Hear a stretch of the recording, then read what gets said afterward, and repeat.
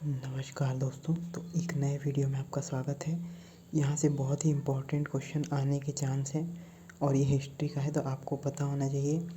यहाँ पर मैं सिक्कों की बात करना चाहूँगा जो कि पहले चलते थे।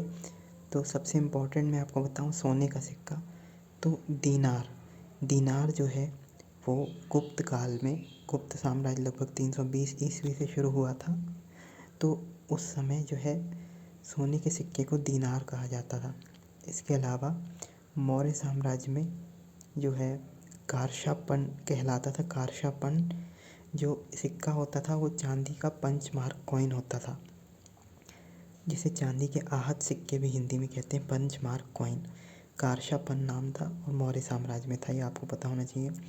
मौर्य साम्राज्य लगभग 321 ईसा पूर्व से चालू था, 187 ईसा पूर्व तक, चंद्रगुप्त मौर्य के समय से। इसके अलावा आपको मैं बताऊं तो पैगोडा जो है वो विजयनगर साम्राज्य में सोने के सिक्के को कहा जाता था। तो ये हमेशा आपको याद रखना है, ये पूछा जा सकता है, पैगोडा सोने के सिक्के को कहा जाता था। और इसके अलावा मैं आपको बताऊं तो टंका जो है चांदी का सिक्का होता था, टंका। और ये जो है दिल्ली सल्तनत के समय में चांदी का टंका चलता था।